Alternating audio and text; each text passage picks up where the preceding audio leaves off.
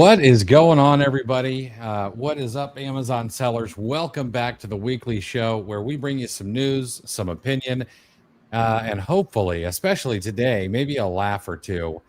We, of course, are going to share some news. We're going to share some stats, maybe the occasional business maxim, and we want to answer your questions about selling on Amazon.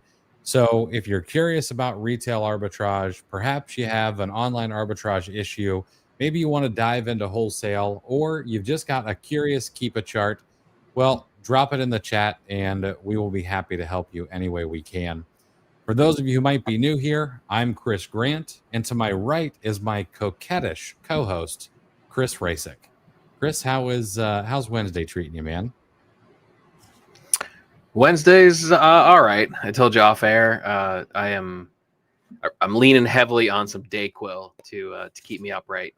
The kids are officially. This is the official back to school. Is when the kids bring home something nasty, and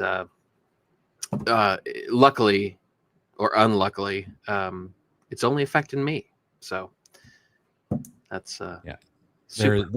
There's no other way to celebrate back to school without some sort of bug making it into the house. It's horrible. I've been spared so far, but I expect it to come soon. The crazy thing though in my house is I'm usually the one who doesn't get it. I did not necessarily win the genetic lottery, except for in my ability to dodge viruses somehow. All right, that's good. So, right? You got the mommy defense. Apparently.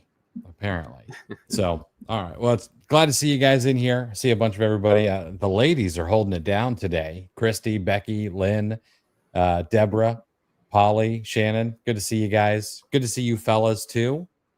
But appreciate some of the ladies are in here. All right. Yes. And speaking of lottery, it is a big one. All right. Let's dive into some news. We're going to start with the big one right off the bat. Amazon has come out and said, as of today, annual lab testing is now mandatory. So starting September 3rd, 2025, or today, the day the email went out, Amazon is requiring annual third-party testing or document verification for all children's toys sold in the U.S. and Canada. Now, this means children's toys is defined as toys that are for children 12 and under. All right. So that's the way that they define it. And that comes directly from Amazon and a video that they released about 2 months ago on YouTube. I watched that just a little while ago, hoping to get a little bit more insight. It was not quite as insightful as I had hoped. But in the email that Amazon sent out today, which was lacking on details, it said that within the next 30 days, you'll be notified of any affected ASINs. All right. And they'll send you an email. Once those ASINs are flagged, your account health dashboard will show which toys need documents. You can send in Amazon approved documents from Amazon approved TIC providers, or testing, inspection, and certification. Those are the ones who have to handle this. So you can either have test samples done directly or verify existing test reports. The process, if you were to send in your own stock, is request a quote, send in documents and samples. The provider runs the testing. The results go straight to Amazon for approval. They want to bypass the seller. No funny business, no messing around with documents or anything like that. And then what we know so far is Amazon is going to be hosting a webinar on September 10. So I would mark that in your calendars. September the 10th. I don't know what day. That's a week from today. That would be next Wednesday at 1 o'clock. Yeah, Wednesday at 1 o'clock. And they're going to walk sellers through the process. And hopefully there will be more answers because, like I said, it was light on details. I would highly suggest that you attend if you can. or at least registers if they send out a replay or anything like that. I know I'm going to get registered myself because we don't know if this is just going to be like a CPC style where it's, ASIN level. Is it going to require more testing and documentation? Will it be ASIN level or seller level?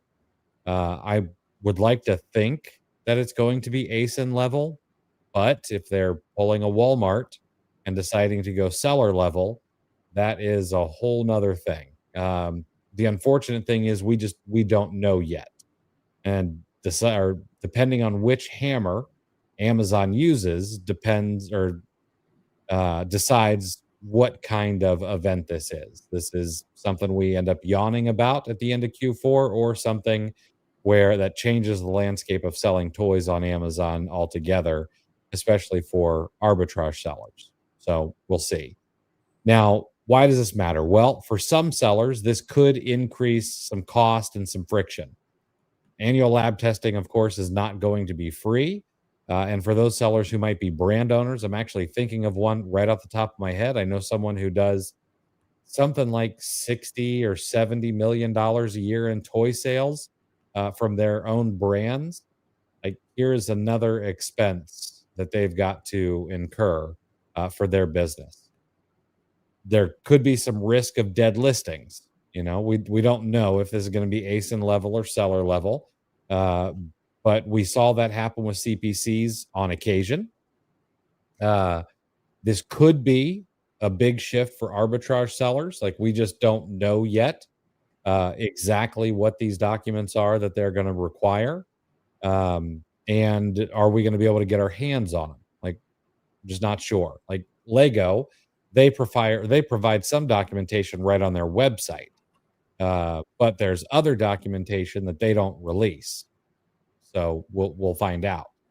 Um, there are some already across social media who are calling this the death of toy selling, especially for retail arbitrage and online arbitrage.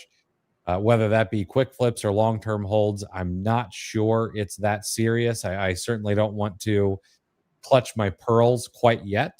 And I think that Chris and I would be honest with you if we thought this was some sort of extinction level event. Um, and I do think this rollout, like many things Amazon does, is already showing signs of being haphazard. I still am not sure that their intention is to nuke such a large portion of their catalog and their gross merchandise volume on the platform. But on the other hand, like, the writing has become and is becoming very clear that Amazon, as well as Walmart, wants to make sure that they're not getting counterfeits into the supply chain, and that they're not getting sued because kids get hurt and things like that.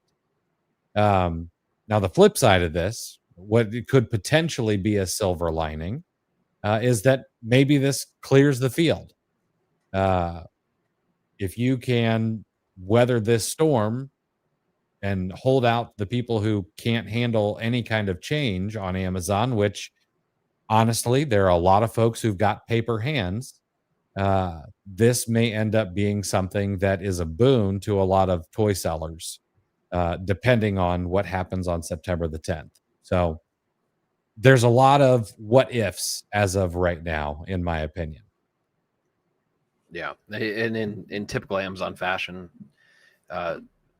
they leave more questions than they've answered, of course. So, um, our policy of wait and see or wait for clarification hasn't really done us wrong so far. But I think you brought up a good point. The key point, as far as I'm concerned, is Amazon wants to sell toys, right? They don't have an interest in shrinking their catalog. That's the one thing I'm going to keep in mind through all this. If I had to guess, I mean, how could this not be ASIN level, right? I mean, it's they've done the Section 3. I mean, they have a stronger hold on the authenticity of their third party sellers than they probably ever have.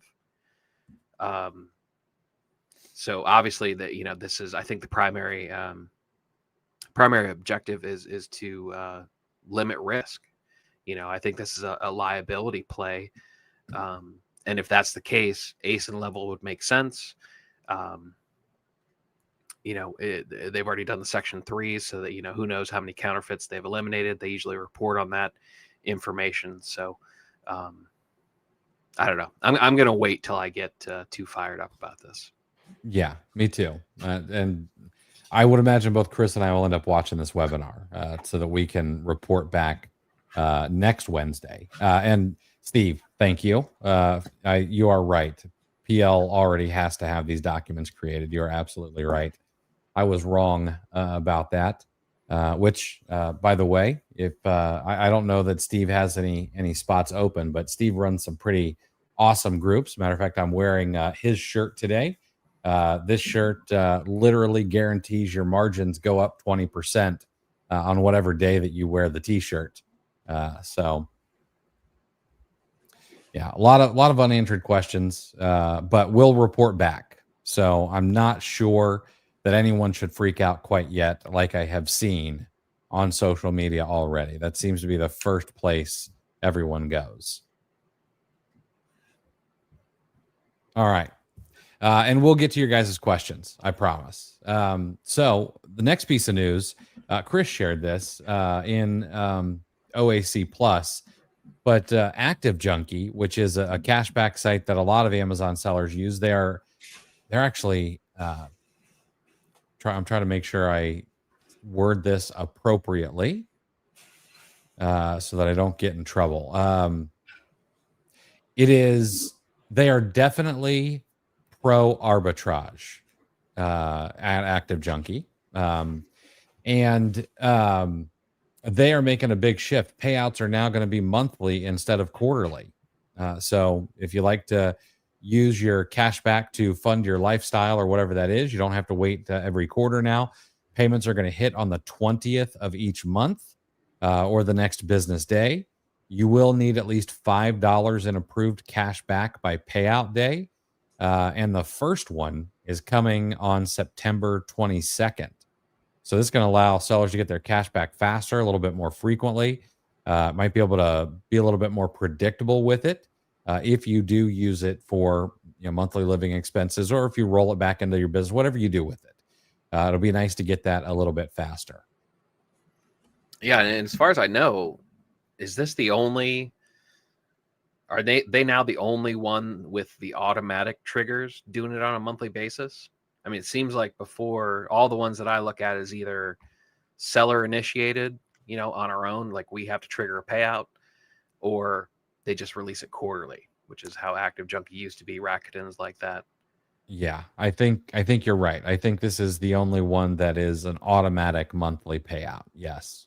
Yeah, there are some that I know you can trigger automatic payouts based on the dollar amount that you have that's been approved, and the dollar amount that's been cleared in your account. I think maybe Rebates Me might be like that. Mm-hmm. Yep. Something like that. Yeah, this is a good move. Active Junkie is actually one of my favorites. Now they're much more into sports and outdoor stores than they are general merchandise stores. But every now and again, you find them on a general merchandise store, and oftentimes they have pretty good rates. So yeah, if you're not using Active Junkie, it's probably one you should add to the rotation. Yeah, and it's pretty random too. Like random enough to where I always check, Yes. because it's, if it's outdoorsy, it's almost a given that Active Junkie is probably going to be the highest cashback rate. And then there's enough randomness. Like I've used them before at like Bloomingdale's.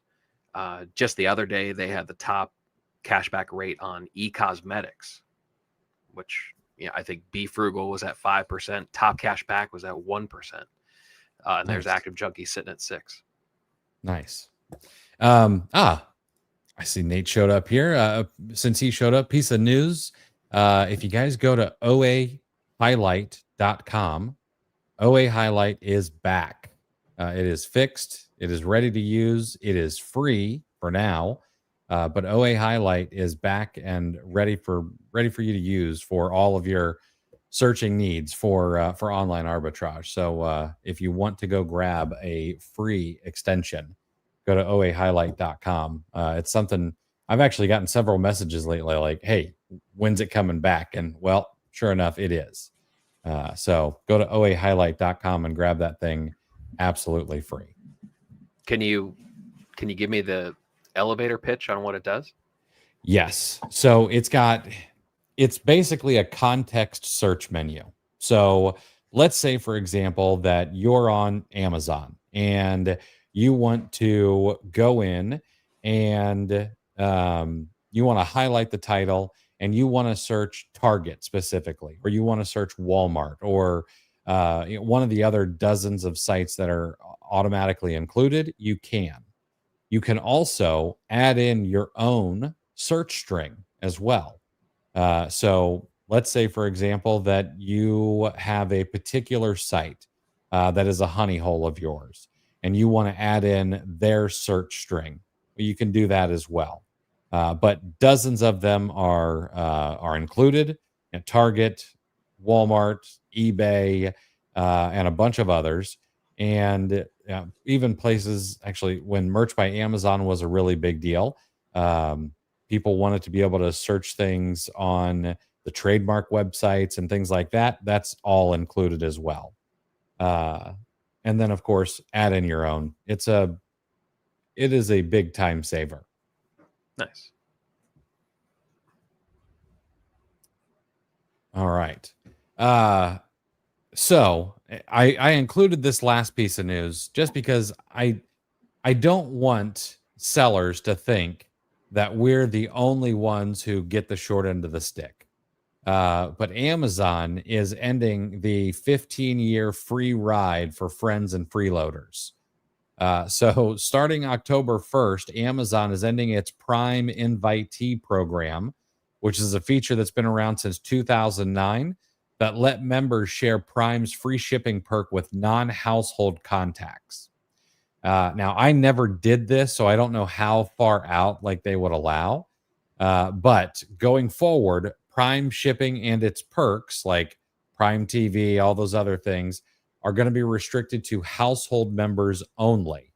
The Amazon Family Plan, of course, still is going to let members share with one other adult in the household, up to 4 teens if they're added before April 7th of 2025, and up to 4 kids profiles. Of course, that all includes, fast free shipping, Prime Video, Prime Reading, Grubhub Plus, and all the other perks that they've got. And that's at the $139 a year treatment, which has been there since 2022. JP Morgan does think that there's a price hike coming in 2026. But honestly, I think Amazon probably keeps their price the same. They just get the freeloaders off and try to get people to join Prime themselves.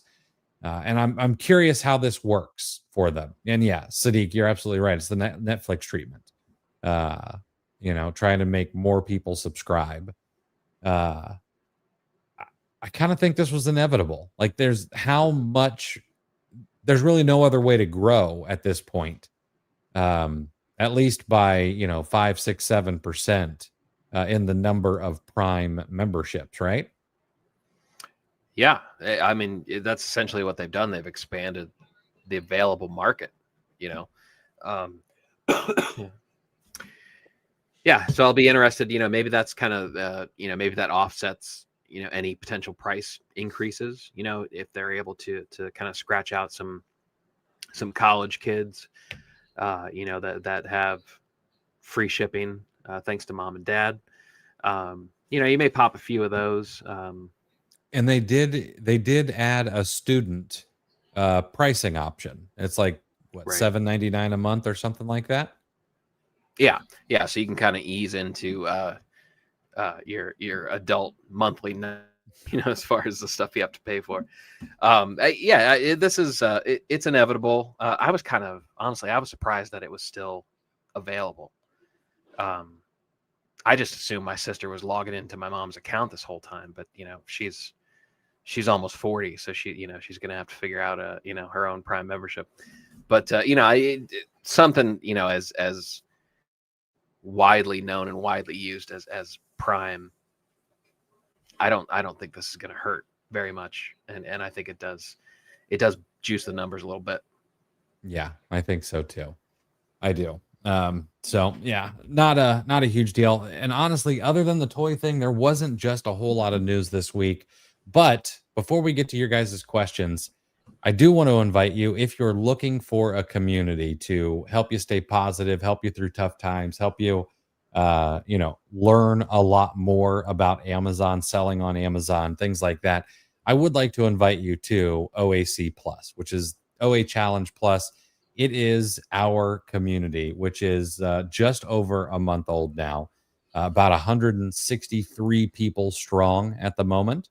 And we've got a ton of stuff to help you. Number one, we've already had 3 different guests come in to teach about selling on Amazon. I've actually got my very first idea for a non-Amazon hustle guest to come in. Something I see a lot of Amazon sellers actually doing, and so we're gonna talk about it. I'm probably heck, I'm working on it, but we've got a therapist who's going to come in and talk with us, all kinds of stuff. And on top of that, we try to make this a something that hopefully at the end of the month, if you take advantage of everything, it becomes a net positive on the profit and loss line. And what I mean by that is, number one, there is a dedicated channel to give you Amazon to Amazon flips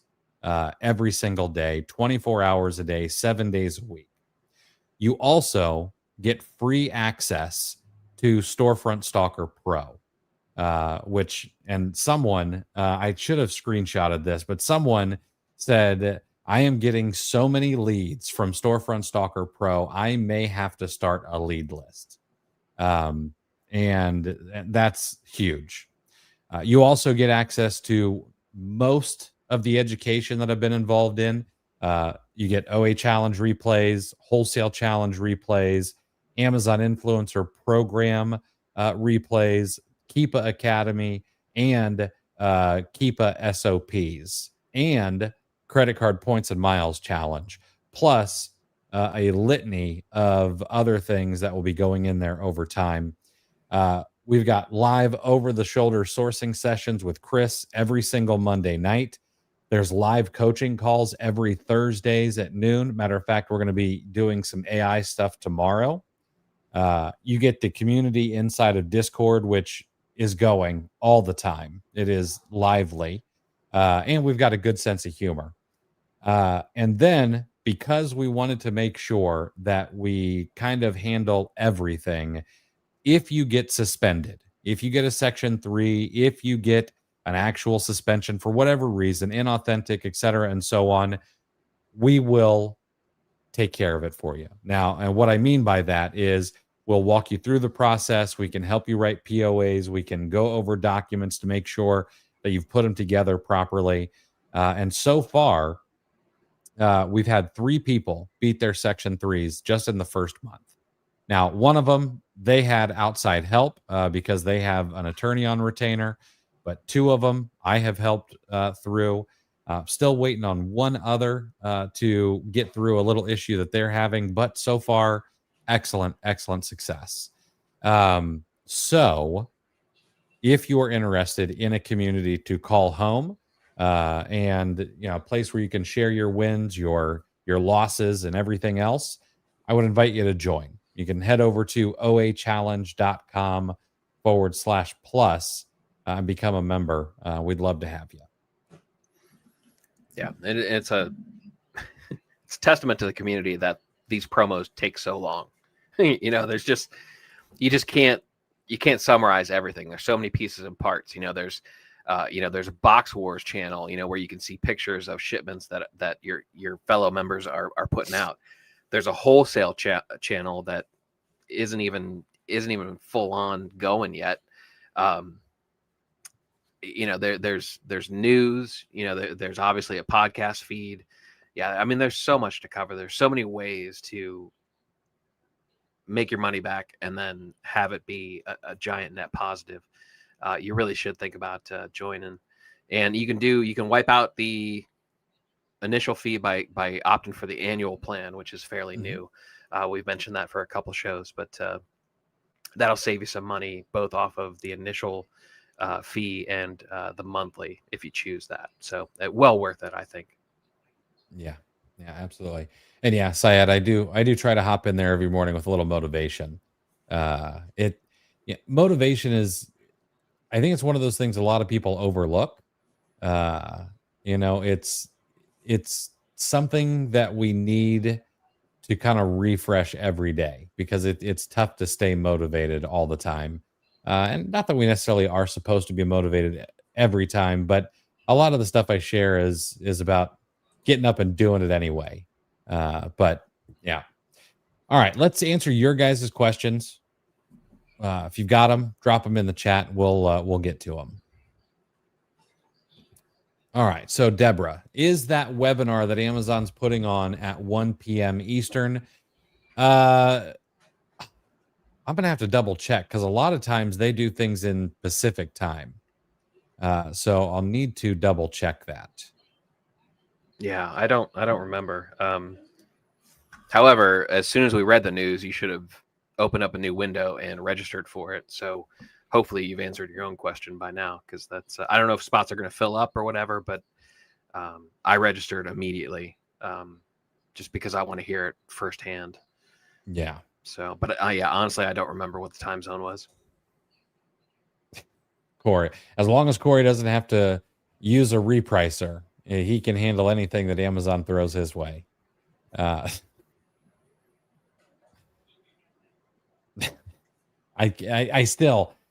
Dude, I know that we have known this for months and months and months. I'm surprised they let you watch YouTube at the facility you're in, because that's crazy to me. Maybe he's on a delay. Maybe they have like stage actors reproducing, kind of like the sign language people. Maybe they're reenacting what we're talking about. He has a special stage show that he watches at the Looney Bin. Must be. All right, very super cool guy. Good question here. Can I sell a larger size than what's listed, like 650 milliliters versus the listed 500 milliliters? Wouldn't it create issues with measurements and FBA fees? So Amazon's rule is that the item that you sell must match the listing 100%. So technically, you're not supposed to sell a 650 milliliter on a 500 milliliter. Could it cause issues with measurements and FBA fees? Yeah, it could if they measured the item that you sent in that was incorrectly sized. And if we want to take this out to its logical endpoint, honestly, it could get you in trouble because, for example, let's say that you decide to sell a 4-ounce item on a 3-ounce listing, and someone specifically ordered the 3-ounce listing to be TSA compliant. I think that's still the rule, 3 ounces on a plane. I don't know, but and then they complain to Amazon. Well, that tends to roll downhill. So I would not necessarily suggest doing this. Now, saying that, I also live in the real world. And if something is listed as, let's say, 50 milliliters and it's now 52 milliliters, have I sold it on that listing? Yes, I have. I'm not sure if I would go a whole 150 milliliters difference. Maybe a couple of milliliters difference. I might be comfortable with taking that kind of risk. Yeah, and shrinkflation was fairly common recently. A lot of products have rolled it out. It's kind of a sneaky way to lower their own costs, the manufacturer's costs. And and it's kind of a mixed bag from my experience. You know, there's certain people, you know, some have brand new listings, you know, if it's gone from a, you know, 15.9 down to 15 ounces. I've seen both ways. I've seen brand new listings pop up, and then I've seen what appears to be everyone just being fine with the fact that there's a little less in the bottle. You know, it's, and even the argument could go either way, right? You know, it is the product. You know, the manufacturer just changed it. You know, it's still whatever, you know, family size, or, you know, whatever the, you know, there's travel size, family size, whatever, you know, they have technically it is still that product. You know, it was done on the manufacturer level. I'm not sure how that would play out if you tried to argue it, but it's kind of a mixed bag out there. Mm-hmm. Mark and Jen, interesting that it doesn't affect Mexico and Brazil as of now. Yeah, I don't know what their laws are, you know, or how litigious, you know, those societies are. So perhaps that is part of the issue. I don't know why they wouldn't add those in. Yeah, I mean, it's clearly from a liability standpoint. You know, they're targeting their biggest risk, you know, with this policy. So yeah, they don't. I don't think they necessarily want Brazilian and Mexican kids to injure themselves more often, you know, than U.S. and Canadian kids.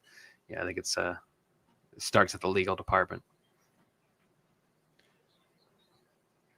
Deal Hunter. So Deal Hunter, I think you're asking, is the Q4 group included in OAC Plus?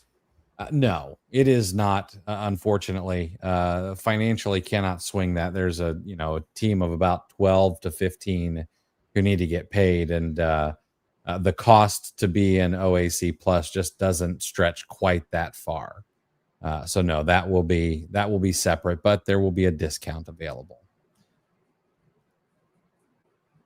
AMZ with me. Do you have a video detailing how to get the most from cashback? I never seem to have very much qualify for cashback. I could use some tips. I will give you the easiest way to make sure that you are maximizing your cashback available. It is twofold. Number one, you need to install Rev ROI. That is REV ROI. I believe if you go to cleartheshelf.com/Rev ROI, it'll take you to the extension. It is absolutely free. It costs you $0. That will let you know where the best cashback is at no cost to you. Outside of that, now, if for some reason it doesn't pop up, or it says that there is no cashback available, I do, even though that's partly my extension, I still go to cashbackmonitor.com and also check there just to see if a site shows up that Rev ROI doesn't pick up. And then just so what I do is I typically try to keep it to 3 or 4 cashback sites. So Top Cashback, Rakuten, Active Junkie, those are probably my favorites. And then maybe another one thrown in there occasionally, but very rarely. That's probably the best 2 ways to make sure you're maximizing cashback. And then, of course, if you have a credit card, buying on a credit card that offers cashback as well, or points, whatever is better for you. But, a lot of people use cashback credit cards over points credit cards. Yeah, I think the key that you hit on was to kind of focus on the ones that you're definitely going to use. I have expanded. I was kind of locked into 3 or 4 for a very long time. I decided to expand that. Mm-hmm. And it's really just a matter of getting in a habit, because there are times, these cashback sites have like, they'll do like flash bumps and stuff like that, so I kind of got in the habit of double checking what Rev ROI is telling me. And you kind of know the sweet spot, like if Rev ROI is showing me Top Cashback is the best cashback rate, that's probably good enough for me, you know. But if it gets a little muddy in there, you know, and a little unclear, I will, in Extensity, I have a profile set up to where I can turn on all of my cashback sites all at once, turn them on and off. So I can go in individually and check. The one thing, I don't believe Cooper shows up on Rev ROI. It does not. No. Yeah. So I kind of fold that in. Cooper is both sometimes cashback. Very rarely do they have the best rate, but sometimes I can get cashback, but they're also a coupon site. You know, so I kind of have my cashback check process, and then I have my coupon check process. You know, so I'll kind of go through and just verify that I'm getting the most bang for my buck there. So, but really, it just kind of comes down to what you're checking for, and I think you should be. You know, I mean, we're grinding over, you know, trying to bump it from 15% coupon code up to 20. You know, like, why wouldn't you be looking for a same, you know, a similar 5% extra from a cashback site? You know, if it's that important to you on the discount of your buy cost, it should be just as important to you on your cashback. So I think it's a positive process to put in place. Mm-hmm. I agree.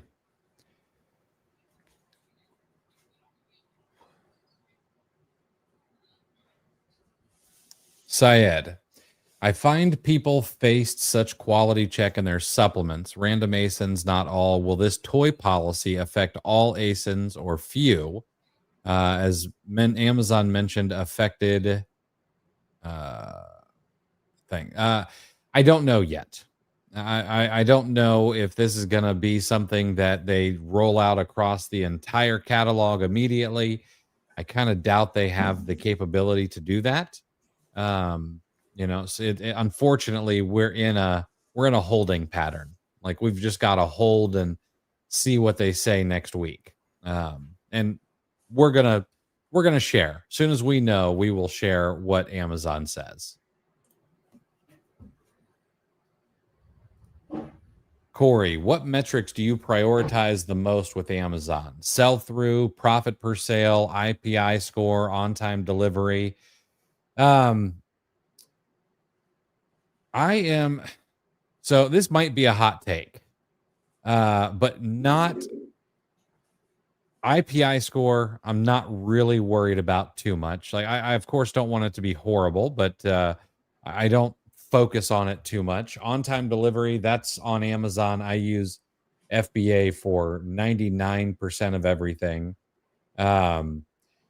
Profit per sale, I don't know if that is even a good metric. Not necessarily a bad one, but if you go and you start listening to sellers who have become rather large, they tend to think about profit per SKU rather than profit per sale.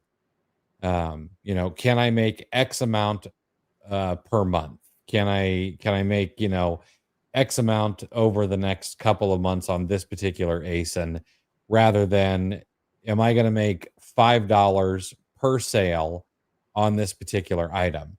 Because the marketplace does fluctuate so much. Now, I mean, you can average out your profit per sale so that you could say, oh, well, if I sell X number of units this month, I should make about this much. So I don't know that it's necessarily a metric you just don't want to know. But I do think that too many people overanalyze it. And then I do think sell-through rate is incredibly important, because your inventory can't just sit there. Like, you need to sell through so that you can continue to reinvest and hopefully pull profits. Anyway, that's what I think. Chris, what are your thoughts? Well, I think sell through is going to take care of the IPI. Mm-hmm. You know, because they list 4 factors that influence IPI, but only 3 of them actually factor in, because your restock rate does not affect your IPI score. So yeah, so sell through is important for the most part. We're also not opposed to, buying a couple of units that are massive profit and maybe a little slower movers. That's not a strategy that we're necessarily against. Those might have their own unique sell-through parameters that you're looking at when you're kind of looking at Seller Central on the back end, your own. Yeah, I mean, as far as like what metrics do I prioritize? It's more like sourcing and admin, to be honest with you. Like, I don't, I think people get caught up, like you said, they kind of overanalyze this stuff, when in reality, if you're doing the basic operations efficiently, the rest will take care of itself. If you have a process in place, and I think, I've always, right or wrong, I've always kind of let myself be guided by what I want my spend to be that month, because spend is roughly double that will be my sales target. So it's a matter of the actual process, and then from there on my sourcing sheet, I can kind of take a look at what the ROI is, where if I'm buying a bunch of stuff that's a little bit lower on the ROI end, I need to make sure the profit is justifying that.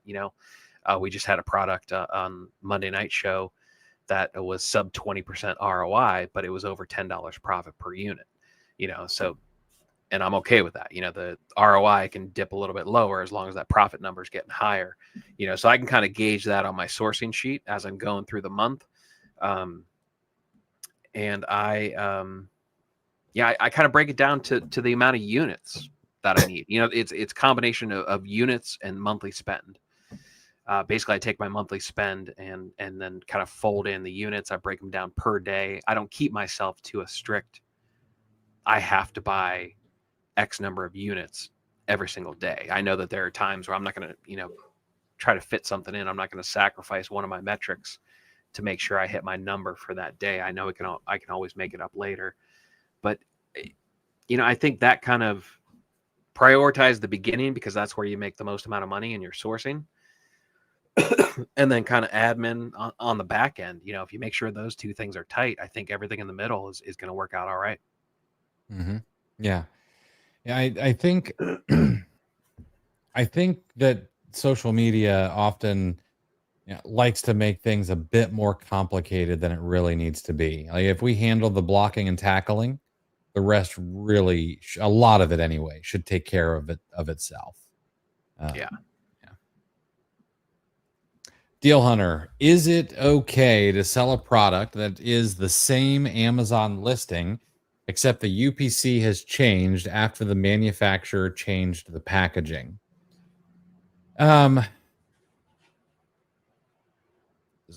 So this will be, again, I'll tell you what the terms of service say. The terms of service say that the items sold must match the listing 100%.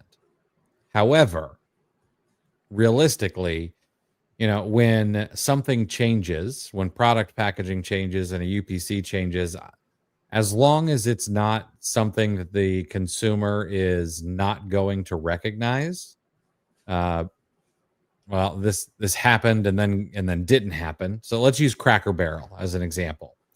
Cracker Barrel took their old timey logo and they were going to change it into something, that a lot of people complained about.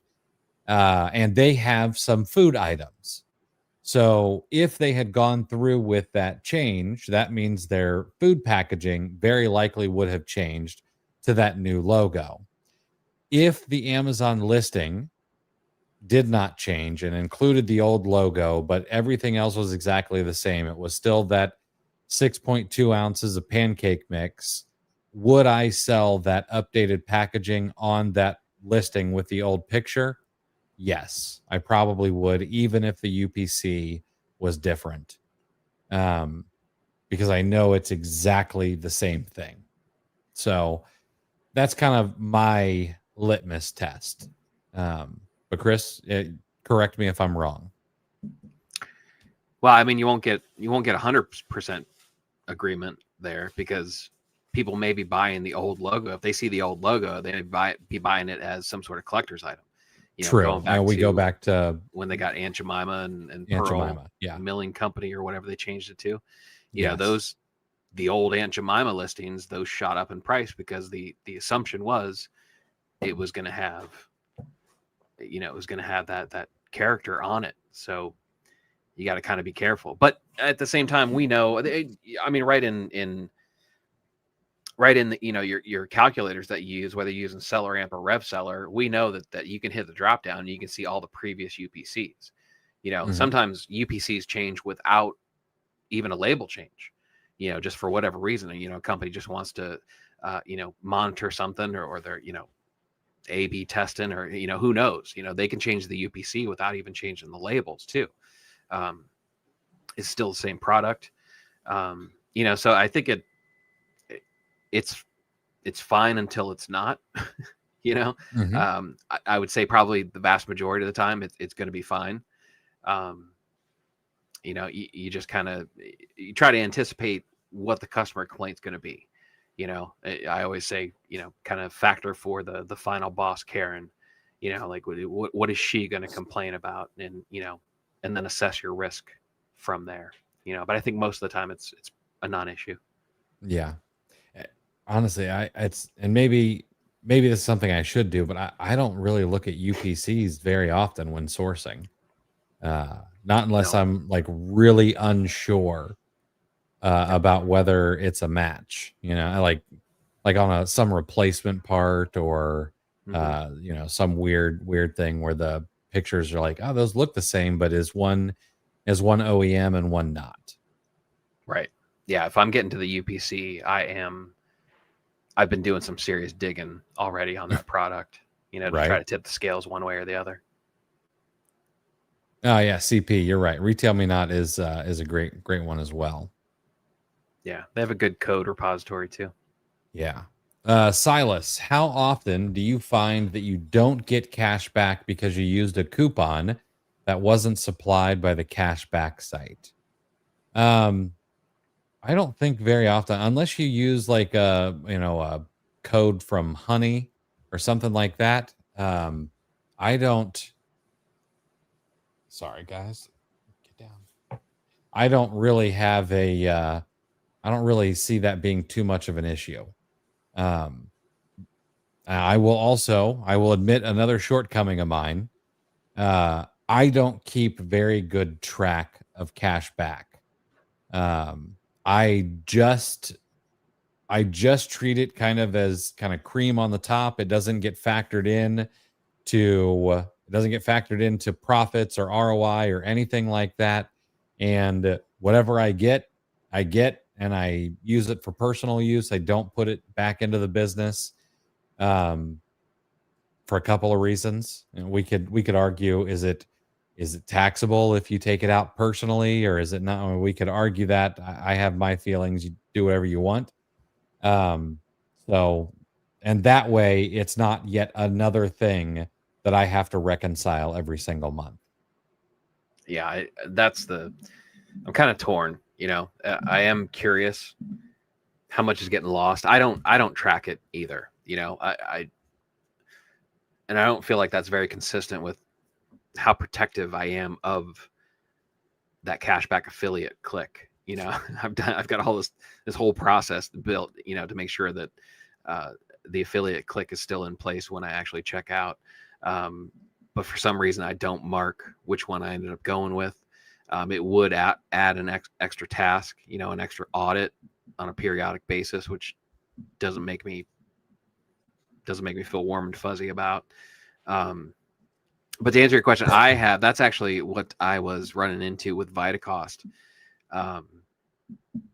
Vitacost was actually that 20 SMS code, the 20% off that you can use over and over again, and if you don't know this, you can put your email address, and then you'll get so many uses with that 20 SMS, take 20% off with that code, and then it'll start telling you like you've maxed out that code already, and you can just add your email address plus Vitacost at your domain, and then you can use it again, and you can just kind of use it, and you still get the emails you still get everything. So that's a way. That's what I've been doing to make sure I get the 20% off from Vitacost. However, multiple cashback sites are declining my Vitacost cashback because that code isn't on their list. So I was running into, I thought maybe I was hitting a monthly limit or something. I couldn't figure it out for the longest time. And then I actually, I sent an email to one of the sites, Rebates Me or something like that. And that's what they came back with. And I was like, okay, that explains everything. Cause I was using that code a lot. So it covered Top Cashback was declining it. Rebates Me was declining it. And, one of the other sites that I was, that I'll throw around when I'm shopping Vitacost. Silas, I started reading the terms of service on the cashback. You're a better man than me. I start reading that kind of stuff, and then my eyes just glaze over. Yeah.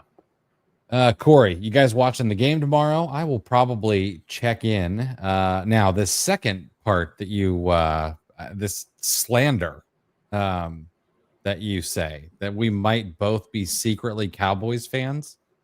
Sir, how dare you? Don't lump me in with them. Okay. That is, yeah. I don't know anybody not in the state of Texas. If they're a Cowboys fan, they usually have something wrong with them. Just visually checking it. So that is probably the meanest, cruelest thing you have ever said to us, Corey. That might be a declaration of war if we haven't gotten to that point. We can do the the Buckeye rivalry and stuff like that, but to accuse someone to be a Cowboys fan, that's a line. You've crossed a line there, sir. It's high crimes and misdemeanors. Yes. I will let you know that even back in 5th grade, my NFL starter jacket was a Miami Dolphins starter jacket, which I almost, when they reissued those, I almost bought one, but I'm like, I live in Florida. I'm never, ever going to be able to wear it. Now, to be fair, we are both fans of history, which that might be what Corey is getting confused, because the last time the Cowboys were relevant was history. It was last century, so yes, that may be where the confusion's coming in. So maybe we can cut him some slack. Yeah, it was the late 1900s, as my kids like to remind me of. CP, FYI, the answer to Corey's question is kind of what I was asking last time on. Oh, great, that's good. And CP, I've got your email. I'm not forgetting about you. Ah, yeah, no problem, Corey. It's all right. All right, guys. Well, that seems to be all the questions for tonight. That's all we got. Hopefully that was helpful for you guys. We'll be back on this Sunday at 5:30 to do this all over again with you guys. And then, of course, next Wednesday, the 10th, we will have more information about toys for you on Amazon. And we'll let you know as soon as we know, so that you can plan not only for Q4, but going forward as to what you're going to do with toys on Amazon. So we'll wrap it up there for today. Hope you guys have a great rest of your week, and we'll see you on Sunday.